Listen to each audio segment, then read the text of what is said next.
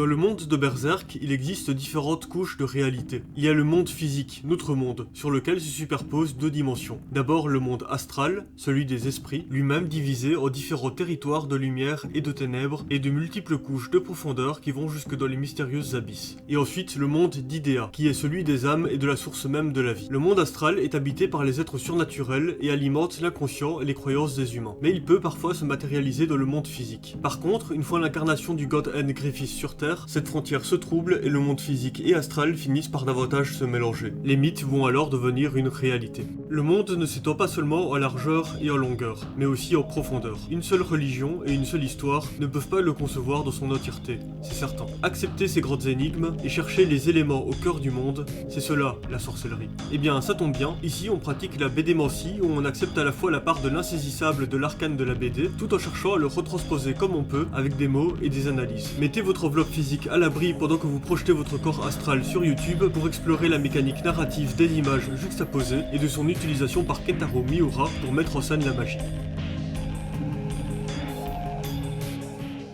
Ce que je vais faire dans cette vidéo, c'est analyser deux scènes importantes pour voir la manière dont les pouvoirs de Shirk sont mis en scène dans ce manga. D'abord l'attaque des trolls sur l'église, ensuite le combat contre le général sorcier Daiba, et puis dans la prochaine vidéo, on verra en détail le passage de la plongée de la conscience de Casca. Du coup, dans l'univers de Berserk, on a cette idée de matérialiser sa pensée pour pouvoir se plonger dans le monde des esprits, et relier notre corps physique à un corps de lumière qui va se balader dans le monde astral. L'idée d'un monde spirituel se superposant au nôtre est montrée assez clairement dans cette page, où pour la toute première fois, on voit Shirk faire une grosse démonstration de ses pouvoirs pour lancer un sort de protection alors qu'elle se situe sur le toit de l'église pendant l'attaque des trolls sur un petit village. La mise en page consistant à empiler des cases qui vont déborder les unes sur les autres peut venir accentuer cette idée de couche et donc de profondeur qui s'opère entre deux mondes. Cela reste léger, d'autant que c'est une disposition des cases très banale chez Miura, mais si on change la mise en page pour plutôt séparer les deux cases par une gouttière classique, on voit que la représentation de couches montrée dans le dessin via le corps astral se superposant à l'église fonctionne moins bien. La BD est un espace 2D, mais on peut quand même donner des effets de profondeur de la page et ses structures. Cette case conclut la double page, ce qui permet d'ensuite la laisser en suspens pour faire monter la tension du combat pendant deux doubles pages. Ici, Morgan, un vieux villageois, s'est pris un coup pour protéger Isidro. Et cette nouvelle fin de double page est le moment et le lieu pour laisser un nouveau cliffhanger, où on va laisser son état dans le suspense. On passe ensuite à une double page entièrement dédiée au monde astral. À travers tout ce passage de l'attaque des trolls, on va voir ce processus d'alternement entre les scènes pour faire monter la tension. Et cette utilisation narrative des fins de double page a aussi permis ici de laisser la représentation du monde astral séparée du reste des cases normales. Ce sont deux mondes à part, et la gestion de l'espace des pages va donc ici dans ce sens. On a d'abord eu une transition pour montrer l'arrivée progressive de Shirk dans le monde astral, et puis elle y est pleinement immergée. On a un contraste fort par rapport aux pages précédentes, qui étaient plus chargées de cases et de détails. Le fond noir introduit quelques pages plus tôt a ici pris tout l'espace. Dans Berserk, le fond noir complet de la page n'est étonnamment pas si souvent utilisé que ça. Déjà, il y a la très rare utilisation pour insister sur l'idée du flashback, code que l'on connaît bien à travers de nombreux mangas, et c'est utilisé également pour les nombreuses pages de chapitrage qui sont un peu à part dans la narration. Sinon, le but narratif de ce fond noir est plutôt à recontextualiser à chaque fois au cas par cas. On peut dire qu'il va être majoritairement là pour marquer une ambiance, et aussi servir un propos allant vers diverses choses comme l'horreur,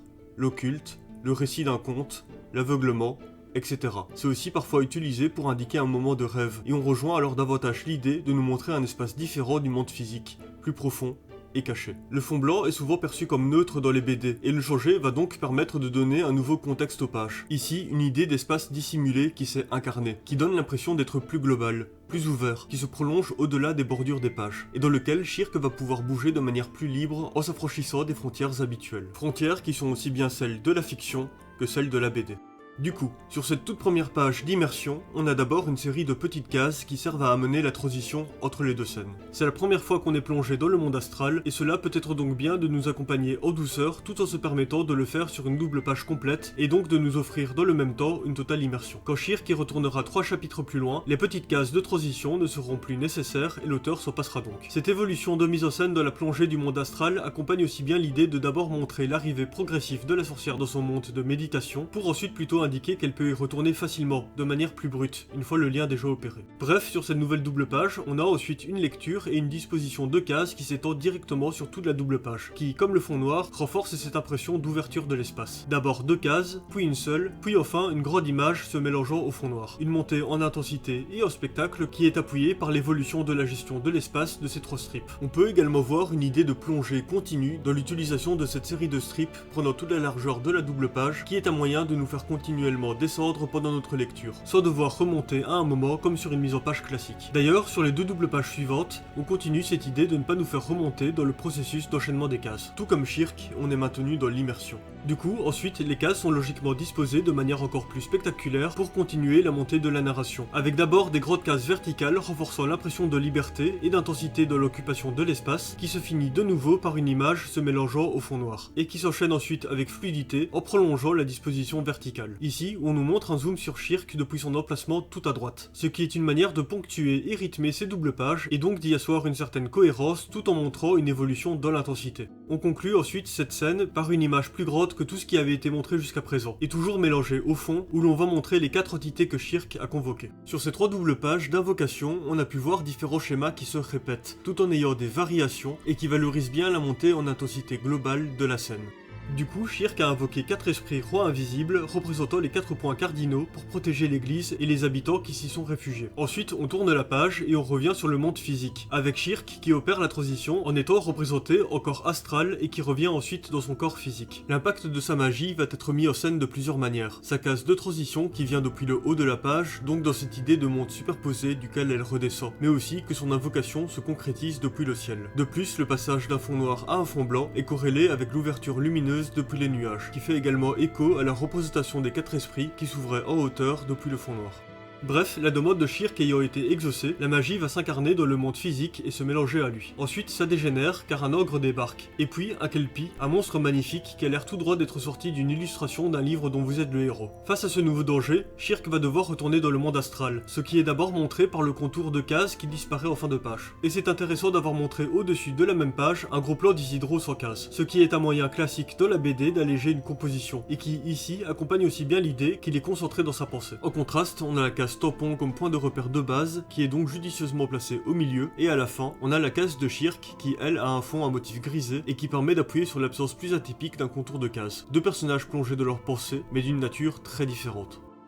Ensuite, l'immersion est de nouveau montrée directement sur une double page et donc isolée et coupée du reste de la représentation du monde physique. Ici, on retrouve encore plus fortement cette idée que j'ai développée dans une autre vidéo, de la page comme espace de déplacement. Les cases ont à présent complètement disparu, mais on garde quand même cette idée de représentation d'un mouvement en multipliant les itérations d'un personnage, dont le lien est en plus renforcé par le fil astral qui retrace leur chemin. Pour parcourir un lieu dans une BD, on utilise souvent le passage à une nouvelle case qui vont pouvoir marquer à la fois un changement de séquence narrative et de partie d'un décor. Ici, on s'affranchit de cette logique, et Shirk va sembler flotter à travers un espace, qui, bien qu'il soit toujours celui des pages, prend ici une nouvelle dimension, et donc une nouvelle logique de la représentation de la distance entre différents lieux, qui prend un nouveau niveau d'abstraction. Cette représentation qui nous pousse à prendre toute la double page dans sa globalité, permet également de bien nous faire ressentir l'effet de profondeur et de couche, et donc de ce risque concret de trop s'éloigner du monde physique dont le lien est de plus en plus ténu, et de se perdre complètement dans le monde astral.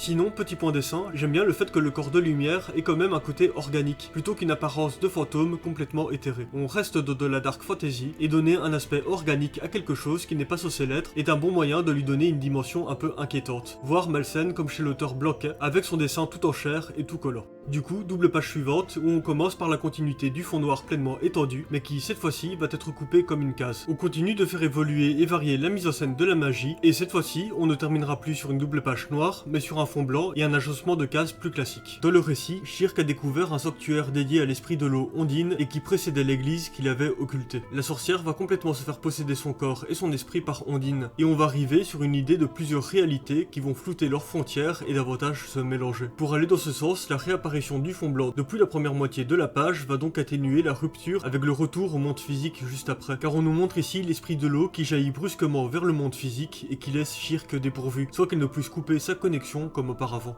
Il va alors se déclencher une bonne grosse tempête qui va réussir l'exploit de choquer Guts, et on va nous montrer la possession de Shirk par Ondine de différentes manières, comme ici, où il y a une mise en scène qui montre à la fois cette idée de couche de réalité, et aussi de déformation du visage et donc d'altération de son être. La parole de Ondine à travers le corps de Shirk est montrée dans une bulle rappelant l'apparence de celle que cette dernière avait dans le monde astral, mais tout en ayant dans un premier temps une flèche comme une bulle classique. De nouveau ce mélange entre représentation du physique et de l'esprit, dont la disparition de la flèche montre que c'est l'esprit qui prend de plus en plus le dessus. Et on voit de nouveau que Miura dispose ces éléments de telle manière à nous pousser à les comparer pour en comprendre le sens.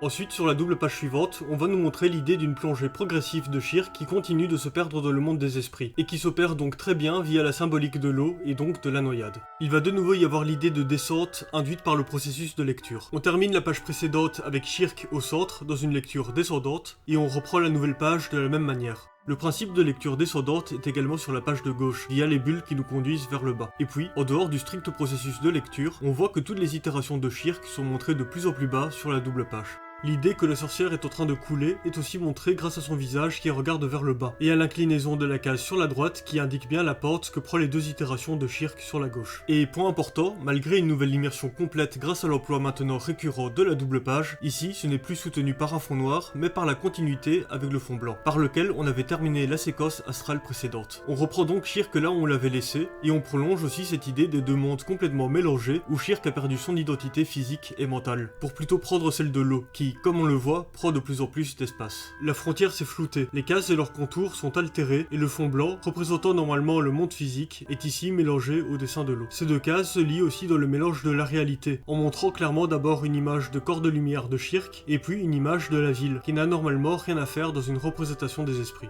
De plus, dans cette double page, il y a une grande variation de l'aspect des bulles et donc de leur nature et de leur ton, qui est bien pour représenter la confusion qui s'opère de la tête de Shirk. Par exemple, sur cette image où Shirk dit qu'elle est l'eau elle-même, le texte et le visage se mélangent directement au fond et amplifient donc bien le propos raconté ici. Bref, Shirk perd le contrôle et elle commence à tout détruire. Son corps s'agite comme un courant en même temps que l'inondation.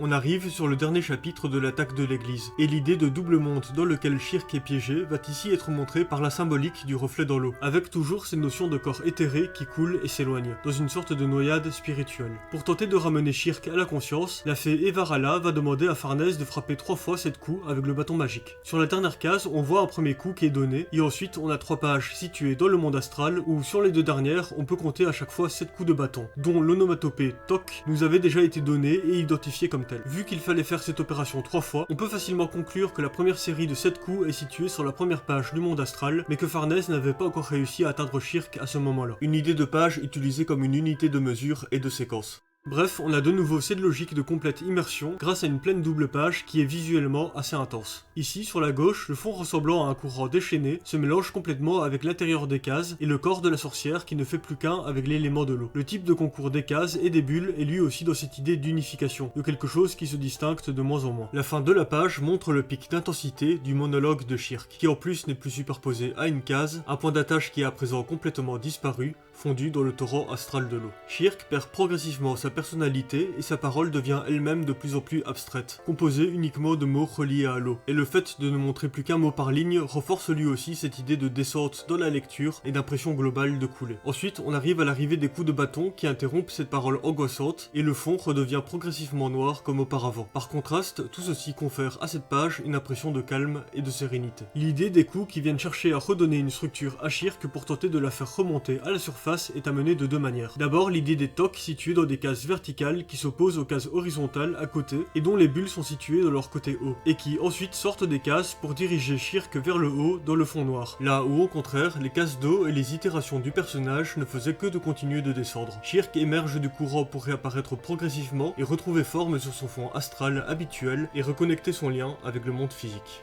Ensuite, on arrive à la page suivante, et c'est difficile dans une page de BD de chercher à nous faire monter dans notre lecture. Et vu qu'ici, le sens de la lecture est utilisé dans le propos de l'auteur, il fallait trouver un moyen d'un peu contourner cette contrainte, en atténuant l'impression de descente de cette page. Pour ce faire, ici, on ne montre Shirk que tout en haut, dans 2 cases où elle continue de se rematérialiser, dont la forme verticale prolonge donc la séquence vue juste avant. Et puis, la lecture descendante va être celle d'une séquence ayant une autre nature qu'uniquement celle du monde astral, où on va nous montrer un fil d'introspection de souvenirs d'un cours de Flora qui va apparaître de plus en plus clairement. Le bruit du bâton a fait émerger une pensée qui a rappelé à Shirk son identité. Le thème du souvenir, important et puissamment incarné dans le contexte du monde astral, sera également utilisé lors de la reconstruction de la conscience de Casca. Ce fil de pensée structurant qui va guider Shirk est montré de manière continue et en zigzag, et non en bout éparse ou encore par une lecture uniquement plongeante. Et le fond noir peut nous remettre dans l'idée de base du monde astral comme étant situé en haut du monde physique, et donc aussi participer à donner une autre impression à la lecture descendante. Ce n'est évidemment pas obligatoire de faire correspondre l'espace de la page avec celui de la fiction, mais on a déjà vu que cela peut bien venir renforcer le propos. Comme de placer Shirk sur le toit de l'église qui permet de mettre en place l'idée de se superposer au reste du monde, et puis, lorsqu'elle coule, de pouvoir la placer en contrebas du bâtiment. D'un point de vue de l'espace astral plus abstrait, ça ne fait pas forcément sens, mais ça nous accompagne dans une compréhension intuitive de son propos à différents instants clés. Dans toute cette partie, il a fallu jouer avec un léger paradoxe entre espace de la page et espace de la fiction, avec une idée de plonger dans un espace se situant pourtant au-dessus, puis de Shirk qui est pris dans l'esprit de l'eau et est montré plus bas dans le monde astral, pour ensuite la faire revenir dans son corps dans une descente vers son corps situé plus haut. C'est en partie du détail de l'impression de lecture, mais un gros travail a été fait là-dessus pour réussir à garder une certaine cohérence malgré tout. Et du coup, on termine cette page avec le bâton en gros plan qui tape sur le toit et l'intensité des tocs qui atteint son paroxysme. Toujours cette manière chez Miura de commencer un passage et de le conclure avec deux images et deux mises en scène qui se font très écho. Pour finir sur cette page de droite, je trouve ça intéressant que, vu que c'est une BD et que l'on a donc une narration par image fixe, le lecteur, s'il le souhaite, peut compter les coups pour vérifier s'il y en a bien 7 comme la fée l'avait demandé. On peut à la fois lire le dialogue qui s'alterne avec les tocs, mais aussi, si on le désire, compter les bulles à n'importe quel moment. Ensuite, pour la première fois, on a une transition entre les deux dimensions sur des pages en vis-à-vis. Et pour continuer de renforcer l'aspect progressif du retour de Shirk, elle est d'abord montrée avec son corps de lumière éthéré dans une case sans contour, ce qui est aussi un moyen de boucler la boucle avec le moment où elle avait commencé cette incantation. Sur cette case se superpose le retour au monde physique, qui lui est logiquement situé en dessous et est cerné par un contour. Le jeu de contraste entre les deux mondes est bien appuyé. Plus discrètement, on voit également une autre narration qui se fait en deux temps, avec la représentation renversée de Shirk qui, après la séquence du bâton, est montrée à nouveau à l'endroit. L'emplacement commun des deux cases de leurs pages respectives, ainsi que leur taille très proche, renforce leur lien dans la narration et ponctue lui aussi l'entrée et la sortie de ce moment. C'est intéressant d'avoir vu les multiples couches de narration visuelle qui évoluent progressivement et s'entremêlent, ce qui donne une impression de cohérence et de constante avancée. J'ai fait un petit schéma de tout ça, vous pouvez faire une pause si vous voulez détailler. Et par exemple, pour le montrer autrement, pour ce qui est des moments du monde astral, on voit que chaque nouvelle double page connaît une évolution, et n'est jamais une stricte répétition, ça ne tombe jamais dans une routine. Ces évolutions servent de transition entre les scènes et rythment la narration. Enfin voilà, on arrive à la fin de l'attaque sur l'église, et Shirk tente de rattraper la catastrophe, mais Farnèse et Casca ont été emportés par le courant. On va montrer le sentiment d'oppression et de culpabilité de Shirk par un souvenir écrasant de sa perte de contrôle, et aussi par ses bulles de pensée qui semblent le presser, resserrer encore davantage le cadre. Guts va tenter de l'apaiser, et on voit le visuel des deux cases qui suivent être plus léger. On commence à introduire ici la relation d'entraide entre les deux personnages, qui vont se soutenir à la fois physiquement et à la fois spirituellement.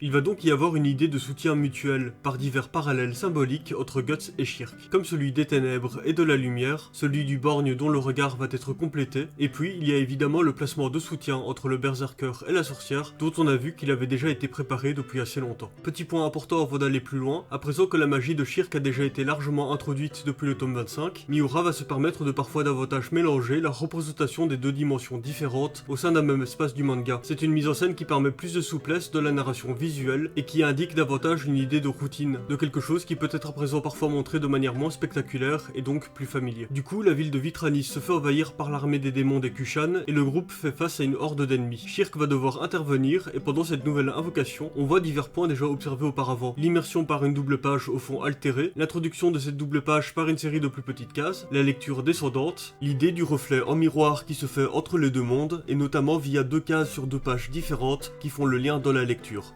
Le fait que Shirk se perde presque dans le monde astral et qui est montré entre autres par le contour de la case qui est altéré, et puis qu'elle arrive à se stabiliser grâce à son toc de bâton, et puis aussi grâce à un fil de souvenirs retraçant son amitié construite avec Guts, elle va pouvoir littéralement guider son chemin comme si elle se donnait un but à accomplir et qui clarifie son esprit.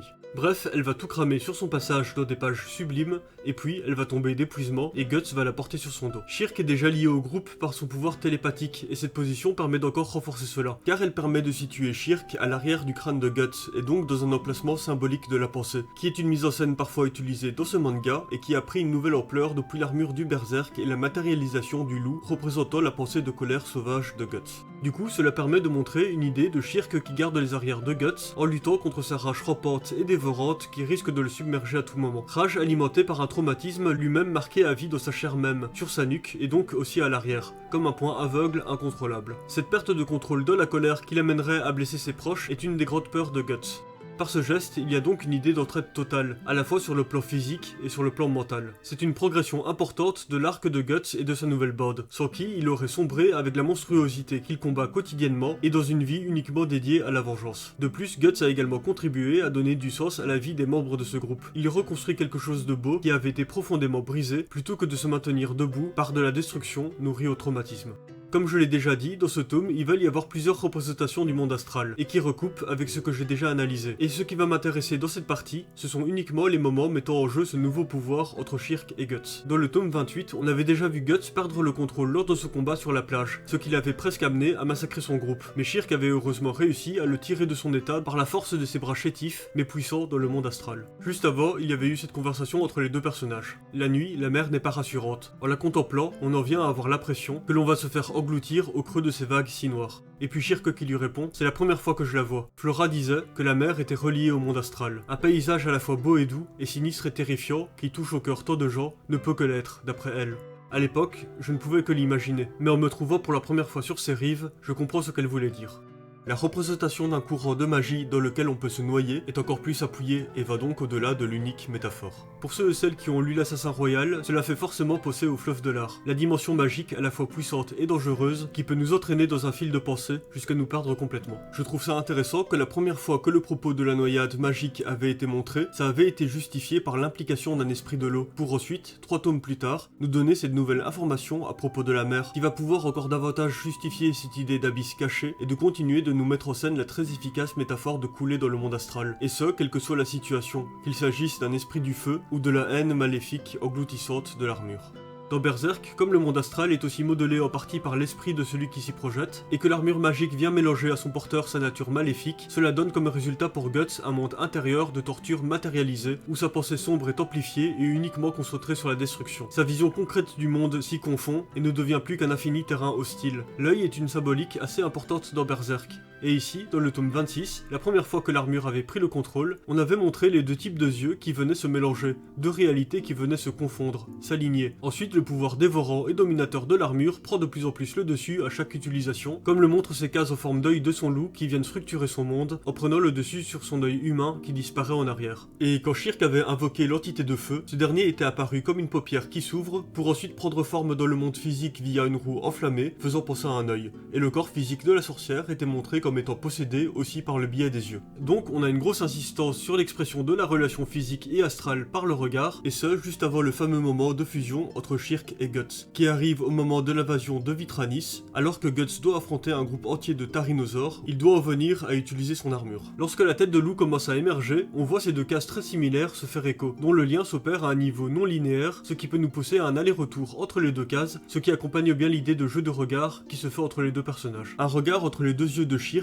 et l'œil gauche du loup qui va envelopper de colère l'œil valide et humain de Guts. On peut aussi remarquer que son regard à lui n'est plus du tout montré sur cette séquence de 4 pages. Il est déjà comme résigné à se laisser submerger par la colère jaillissante montrée sur la double page qui vient juste après et continue de montrer le profil de l'œil gauche furieux du loup. Hélas, Shirk n'est pas en état de lutter et son esprit s'est fait tirer de l'armure pendant la transformation. On va ensuite nous laisser quelques pages dans le suspense pendant lesquelles on va montrer Guts se déchaîner, complètement possédé par son armure et sa haine suicidaire qui le rendent surpuissant et insensible à la douleur, dans une sorte de déni presque complet de la réalité et de ses besoins, mais sans lequel il ne pourrait pas survivre dans une telle situation, et c'est là tout le drame. Ensuite, on va nous montrer un zoom, et puis sur la dernière case, Guts tourne la tête, ce qui nous révèle son œil droit, l'œil borgne, où est situé le corps astral de Shirk, qui devient ici comme une sorte de prothèse magique. Ensuite, on arrive sur une double page d'immersion où le zoom continue, et on voit que l'armure noire au gros plan est un bon moyen d'intégrer de manière organique l'arrivée du fond noir. On voit aussi la manière dont ce zoom est rythmé, avec d'abord un zoom relativement doux sur Guts qui se pose en 2 temps, montré par 2 groupes de cases distincts, qui se conclut à la fin de la page par une évolution de sa pose où il se retourne vers nous et qui sera fixe pendant les 4 pages suivantes. Et puis, le fait de tourner la page permet de ménager l'effet de surprise tout en justifiant ce rapprochement soudainement très fort sur l'œil et de la grande image qui renforce encore son impact. Lorsque ce chapitre était paru dans un magazine de prépublication, c'était un cliffhanger, mais ici, la suite continue directement sur la page en vis-à-vis et opère donc différemment. Pour Miura, sur la page de gauche, il a donc fallu à la fois faire une page qui puisse servir d'introduction à un nouveau chapitre dans le magazine, mais qui puisse aussi opérer une continuité narrative et visuelle directe avec la page de droite. Pour opérer cette continuité, on va enclencher cette fois-ci un effet de dézoom sur toute la page. Shirk continue d'être entouré de noir, qui représente donc le monde astral, mais aussi l'idée du monde intérieur et obscur de Guts, qui est devenu ici un être à la fois tangible et surnaturel. Le contour de l'œil fait l'effet d'une prison dans laquelle Shirk est enfermé. Et elle fait face à nous à la fin du dézoom qui continue sur la page d'après et qui s'aligne donc sur la position dans laquelle on avait laissé Guts. Il apparaît alors devant elle la réalité de la vision de Guts quand il porte l'armure de Berserk. Pour renforcer ce moment d'immersion, on va nous montrer ici une grande image inquiétante de laquelle est incrustée très directement une case de Shirk, dont les barreaux pointus de sa prison semblent prolonger le fond, dans une idée d'expression totale et continue sur tous les aspects qu'apporte cette armure. Shirk est également situé tout en bas de la page, ce qui est encore un autre moyen d'appuyer sur l'idée d'oppression. Sur cette page, on y voit donc le point de vue de cet œil où tout n'est qu'hostilité, un aveuglement de haine pour cet œil dont la mise en scène du moment où il avait été crevé rappelait déjà cette idée. Shirk et sa parole construite représentent ici la seule ouverture de lumière, là où même l'onomatopée du bruit du monde intérieur se mélange directement au dessin oxygène. Et, dans son armure, Guts ne parle pas, et comme on le voit ici, ne semble pas non plus pouvoir penser. Plus de texte de parole, il ne reste plus qu'un long bruit abstrait. On avait déjà vu une mise en scène qui faisait écho à celle-ci, comme lorsque Shirk avait failli se fondre dans l'esprit de l'eau et perdre jusqu'à sa capacité de réfléchir comme une humaine, où tout venait progressivement se mélanger au fond. Mais le combat continue et Guts bondit vers ses ennemis. Shirk va être coincé entre 2 cases en même temps que derrière les barreaux de l'œil, et son regard choqué ne continue que de percevoir la vision déformée du danger. Ensuite, sur cette nouvelle grande image, Guts a plongé dans la vision de cauchemar vue juste avant, qui était également située sur la page de gauche. Cela peut nous pousser à y voir une narration en 2 temps, avec d'abord la vision astrale et puis Guts qui y fonce, ce qui nous est montré depuis le monde physique. Le principe de réalité mélangée est également montré par cette seconde page, située sur un fond noir mais qui montre pourtant l'apparence des ennemis dans le monde physique. Du coup, cette page opère dans le même temps la transition vers le monde physique qui continuera sur la double page qui suit. Pour ça, on voit aussi que dans la case en soi qui prend tout le reste de l'espace de la page, le fond est blanc, et le corps noir de Guts est de nouveau utilisé pour faire des jeux graphiques de transition, avec ici le bas de sa cape qui coupe la case horizontalement pour ne laisser plus qu'une zone de blanc en dessous.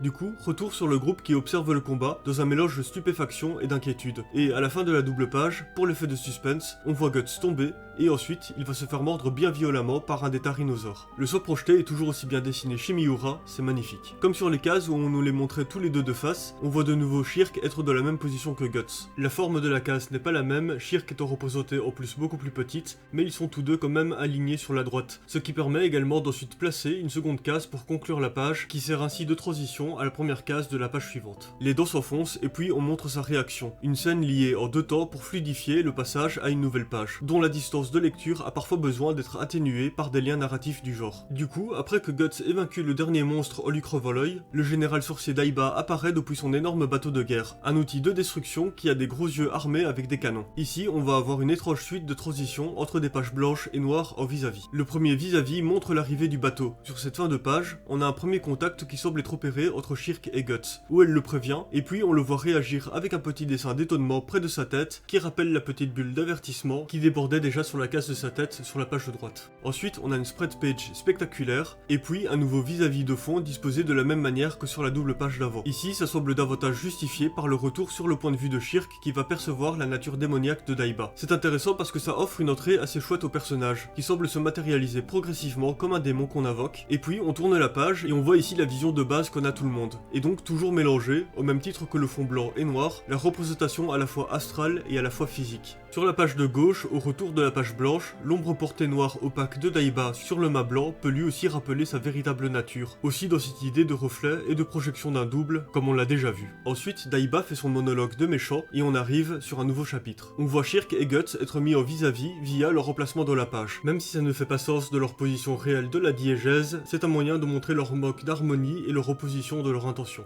On tourne la page, ce qui renforce la brusquerie de la charge soudaine de Guts, dont la tête s'aligne déjà avec Daiba dans la page. Mais Shirk, qui dit qu'il ne faut pas attaquer un sorcier sans réfléchir, est quant à elle au contraire montrée tout en arrière dans la mise en page. et du coup, même si les deux personnages sont tous deux montrés de face, on nous les montre dans le même temps dans une attention très différente et donc dans une certaine discordance. Mais comme attendu, le vieux sorcier riposte immédiatement et il invoque une tornade qui émerge depuis l'océan, dont la première case d'apparition fait de nouveau penser à un œil qui va ensuite se refermer sur Guts pour le mener en son sein, dans cette symbolique de passage entre deux mondes. Face à ça, Shirk comme Guts sont montrés avec le même angle de vue et avec une bulle d'étonnement, ici via une case incrustée et superposée qui montre la simultanéité de la réaction ainsi que la proximité temporelle avec la case qui suit, où l'attaque de la tornade arrive trop vite pour que Guts ne puisse réagir à temps. Ensuite, la tornade noire s'étend et semble relier deux mondes entre eux. Les personnages sont piégés dedans, désorientés, et sont montrés la tête en bas en deux temps. D'abord via Guts ombré, que l'on voit depuis l'extérieur du tourbillon, suivi d'un zoom sur Shirk, ce qui nous fait entrer dans la tornade, mais aussi en Guts. Sur la double page suivante, on va arriver à un moment de plongée complète de la conscience de Guts, et on voit donc que Miura utilise de nouveau la symbolique de l'eau pour faire un parallèle avec le courant de magie, de passer d'un espace violent et très agité à une recherche de calme dans lequel on va pouvoir progresser. On entre d'abord ici dans la tornade, ce qui nous accompagne pour la double page suivante, dans cette idée de pénétrer encore plus profondément à l'intérieur d'un courant qui tourne rond violemment, comme le fait la rage obsessionnelle de Guts, et dans lequel on est malmené, sans contrôle. Heureusement, Shirk va réussir à briser cette boucle maudite. Cet aspect désorientant justifie aussi de nous représenter Shirk comme Guts la tête à l'envers, ce qui permet de poser une base importante pour la suite de la mise en scène. En plus de cela, on avait terminé la double page précédente avec Shirk qui tente de réfléchir à la situation, ce qui va également opérer le lien narratif. On termine donc cette page avec une bulle de réflexion et le tourbillon prenant tout l'espace de fin et qui entraîne le corps de Guts sur le plan physique et dans la folie de son armure sur le plan mental. D'ailleurs, le tourbillon fait que son corps physique est représenté comme une sorte d'esprit volant.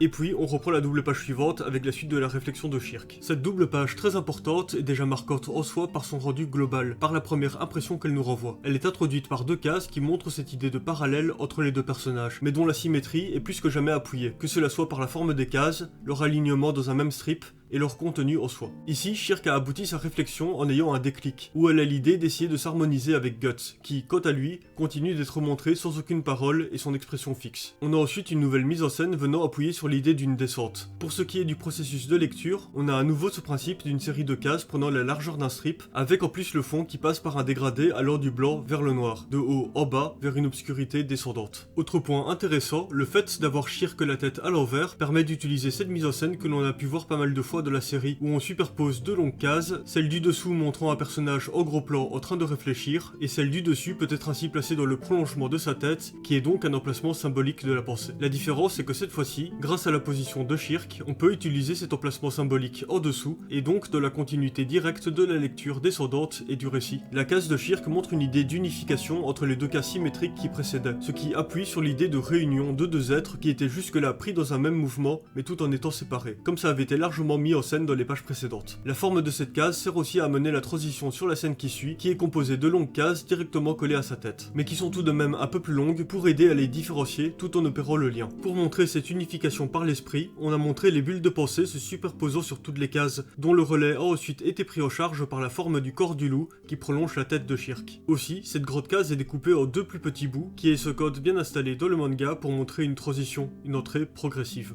On voit aussi que le dégradé du fond est placé au niveau du gros plan sur la tête de Shirk qui se concentre, et accompagne donc bien son action de plonger à un niveau plus profond, dans la conscience de Guts, et qui renforce aussi ce principe de transition. Et du coup, enfin, Shirk va réussir à atteindre la conscience de Guts dans un dessin où ils sont fusionnés au sein d'une même case. Ensuite, on change de page, et on commence par une case qui est de taille similaire que celle que l'on vient de lire, et on le retrouve cette fois-ci à l'endroit. Il y a cette idée de redresser, reprendre Guts dans sa chute pour plutôt le faire avancer. L'idée du reflet inversé, justifiée entre autres par la symétrie possible dans la gestion de l'espace de la page, avait déjà auparavant été utilisée pour représenter ce principe dans le monde astral, comme on l'avait déjà vu plus tôt dans ce tome, et aussi dans le tome 25. Et puis, par son geste de la main, on va atteindre l'aboutissement de la narration de l'œil et de la relation de soutien entre les deux personnages, et Shirk va enlever l'aveuglement de haine de Guts, par un geste représenté physiquement, mais qui s'opère sur son esprit, ce qui semble logique dans un espace autant influencé par la symbolique. Ce moment va ensuite être encore plus marqué, en lui offrant une très belle grande image pleine page. Guts et Shirk vont ensuite retomber du ciel, par l'œil géant de la tornade et donc de cet état purement introspectif. Pour revenir rapidement sur la symbolique du regard, à travers les différentes représentations qu'on a eu Guts, on peut voir une continuité dans son évolution. On part de son œil humain, qui devient de plus en plus opaque et déformé à mesure que sa rage monte, jusqu'à en devenir le regard démoniaque de ce loup, symbolisant sa colère aveugle, qui n'en est donc que la fatalité logique. Et dans le tome 31, le regard de Shirk a aussi été mis en scène avec un certain soin. Depuis la case d'immersion où Shirk a vu ce que voit Guts, on nous montre montre plus qu'un seul de ses yeux à la fois, principalement celui de droite, qui vient aussi renforcer cette idée de fusion entre les deux personnages. Il va donc y avoir une insistance là-dessus, et lorsque Shirk va commencer à vouloir intervenir concrètement pour aider Guts face au sorcier Daiba, on commence alors à nous montrer son second œil. Et ensuite, alors qu'ils sont tous les deux pris dans le tourbillon de Daiba, Shirk va d'abord être montré uniquement de profil, elle ferme les yeux et les réouvre dans le monde plus profond, et sur la page suivante, on la montre de 3/4, puis de face, où on va montrer ses deux yeux au moment où elle arrive à faire perdre à Guts son aveuglement de rage irréfléchi. Par cette mise en scène, on voit Shirk réussir à reprendre le contrôle sur elle-même, et puis sur Guts. Du coup, suite à ce passage, Guts continue de se battre, dans des pages où on garde le suspense en ne nous montrant pas son regard. Il se retrouve ensuite près de son groupe, comme il l'avait quitté, c'est-à-dire de dos, et Serpico a peur qu'il ait toujours l'esprit perdu et qu'il s'attaque à eux. Mais on va retrouver ce moment où Guts tourne la tête progressivement, cette fois pour nous montrer son œil humain, montrant qu'il a bien toute sa tête. Il en profite pour lâcher une petite réplique cool, et on découvre donc son nouveau look, qui est une sorte d'équilibre entre rage et contrôle.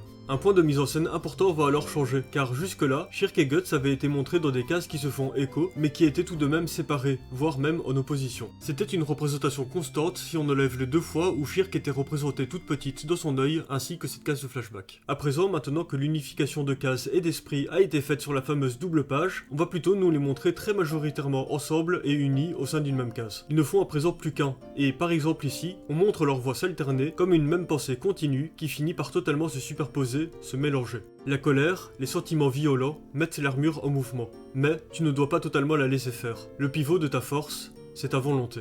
Ensuite, le combat prend une nouvelle ampleur, et Daiba matérialise sa tornade en énorme serpent, grâce à une créature se nommant Kundalini, qui est une sorte d'aboutissement de pic d'intensité de la mer comme dimension astrale. Du coup, la forme de base de la tornade longiforme qui est générée par un serpent semble assez logique et naturelle. Toujours cette idée de cohérence totale dans la narration symbolique de la magie. Cette nouvelle étape va permettre de montrer un parallèle entre les deux duos qui s'affrontent, et d'autant plus à partir du moment où Daiba va entrer dans le corps du serpent d'eau. Un être humain se protégeant dans une entité à la fois physique et astrale, aux côtés d'un soutien renforçant ses pouvoirs. Et on a aussi l'idée de fusion avec l'entité animale, Guts en loup, et Daiba avec ses cheveux ondulants comme des serpents une fois immergés. La différence est que Guts et Shirk sont en symbiose totale, là où auparavant, Shirk se faisait posséder et contrôler par les esprits qu'elle invoquait, et Guts se faisait engloutir par son armure. À présent, il y a ici une relation d'équilibre, sans domination. Daiba, quant à lui, on le sait, manipule les animaux, et ici, il se sert de Kundalini, une créature liée à l'eau, pour invoquer Ondine, et est donc dans une relation de maître à esclave. En gros, on a ici le classique pouvoir de l'amitié, pleinement incarné par le fonctionnement de la magie dans l'univers de Berserk. Dernier point pour conclure la vidéo, à partir d'ici, le combat va beaucoup être planifié via la communication par la pensée, et même Daiba va finir par s'exprimer ainsi. Une lutte qui se fait à tous les niveaux de réalité. Pour cela, on va avoir diverses bulles de mise en scène pour la pensée, et notamment celle-ci déjà vue auparavant dans le tome 25, qui montre ici un mélange de bulles de parole, de pensée et de monde astral, toujours dans cette idée de fusion entre les mondes et entre les deux personnages. Cette mise en avant de la pensée va également permettre d'ajouter un niveau de souplesse supplémentaire dans la temporalité du combat. De base, dans les BD, il y a déjà une souplesse dans notre manière d'accepter la représentation temporelle du dessin en soi par rapport à celui du dialogue. Par exemple, un personnage qui parle alors qu'il a la bouche fermée, que l'on accepte entre autres du fait qu'on nous montre déjà de base une bouche fixe lorsqu'elle délivre un dialogue, et que l'on accepte aussi parce qu'elle porte un propos, comme par exemple de valoriser l'attitude du personnage. Mais on peut encore tendre davantage cette tension, notamment dans les moments d'action, où la représentation fixe des personnages bougeant à toute vitesse va être montrée en même temps que leur long bavardage. Dans les cases, on est presque constamment dans un paradoxe temporel fonctionnel, et qui est pour moi une des grandes richesses de la BD. Et du coup, la pensée, comme elle n'est pas prononcée à voix haute, peut quant à elle être encore davantage dans un plus grand niveau d'abstraction. Par exemple, si on prend cette mise en scène de Malcolm in the Middle. Tu joueras à saute-mouton dans le jardin pour te sécher. Ouais, c'est ça. Pourquoi pas dans la rue pendant que t'y es? Désolé. Il est hors de question. Qu'est-ce que tu as dit là? On voit ici que même si Malcolm est représenté seul dans le plan de la caméra pour le situer davantage dans un moment à part, on ressent quand même le fait que le temps continue de s'écouler pendant qu'il pense, et qu'en face de lui, l'autre personnage doit le regarder dans un long silence complet tout le long de ce plan. Dans une BD, la lecture permet davantage et avec plus de facilité d'abstraction temporelle, et peut par exemple permettre la pensée de s'alterner avec un dialogue de manière fluide, sans donner l'impression d'une interruption. Et aussi, le principe d'image juxtaposée permet de montrer deux plans alternés et séparés, mais qui sont pour autant très reliés reliés entre eux parce qu'on les a en même temps sous nos yeux, et qui peut donc atténuer l'impression de coupure et de séparation. Du coup, ici, la symbiose entre Shirk et Guts permet de leur donner un super pouvoir de planification, et fortement tordre la temporalité pourtant brusque du combat. Par exemple, à partir du moment où Daiba va se planquer dans son serpent d'eau, Shirk et Guts entament un dialogue qui va durer 5 pages et demie. Pendant cette grosse quantité de pages racontant la construction de leur plan d'attaque, sur le plan physique, il va se passer ceci. Pendant 1 page et demie, les ennemis vont se regarder en chien de faïence. Ensuite, une nouvelle page marquée par le serpent qui crache un jet d'eau sur Guts qui va l'esquiver. Dans les cases qui suivent, Guts va continuer de se déplacer en sautant pour rester mobile face à son ennemi. Une action continue de bondir de morceau flottant à morceau flottant qui permet de dynamiser un peu la scène tout en représentant une action simple, mécanique et répétitive, et donc tout comme la pensée, un peu plus abstraite dans son écoulement. C'est d'ailleurs aussi quelque chose d'utilisé dans les animés, mais bon, encore une fois, je trouve que ça fonctionne moins bien que dans la BD.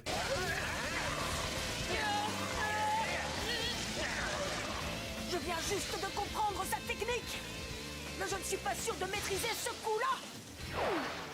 Qu'est-ce que je peux faire? Je ne sais pas quoi faire.